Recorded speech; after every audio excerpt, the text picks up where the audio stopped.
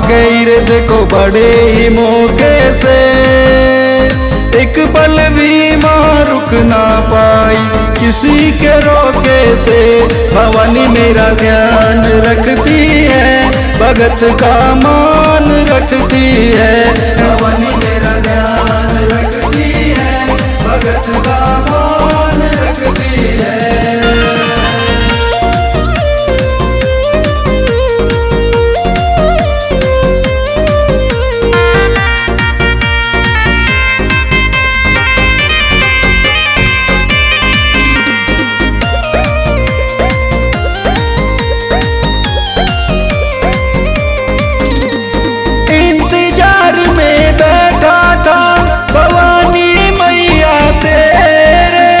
घर में आकर मेट दिए संकट तू मेरे,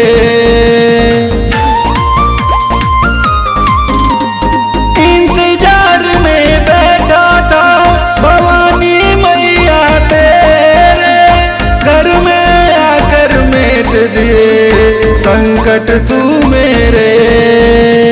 भाव की भूखी रहना पाई किसी के रोके से, एक पल भी माँ रुक ना पाई किसी के रोके से।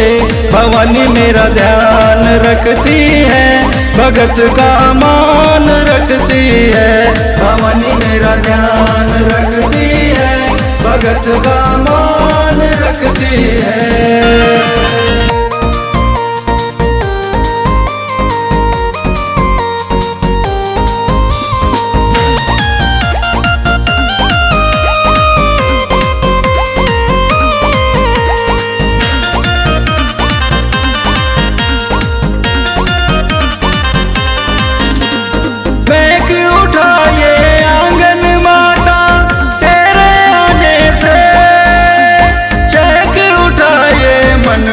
मेरा मान बढ़ाने से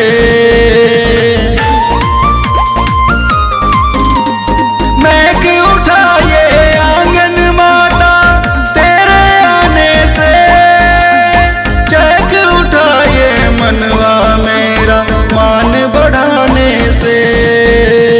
शेर तुम्हारा बातें करता हवा के झोंके से, एक पल भी माँ रुक ना पाई किसी के रोके से।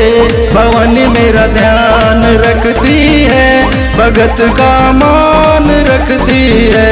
भवानी मेरा ध्यान रखती है, भगत का मान रखती है।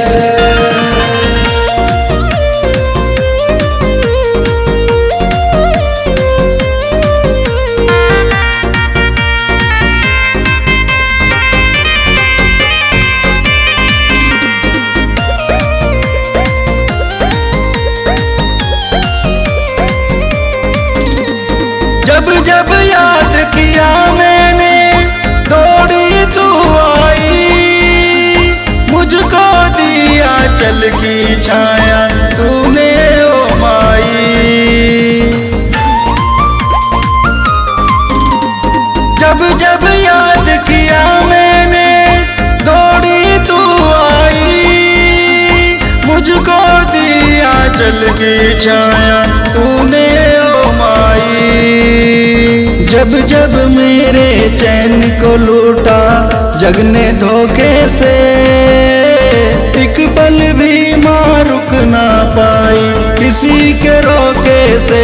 भवानी मेरा ध्यान रखती है, भगत का मान रखती है।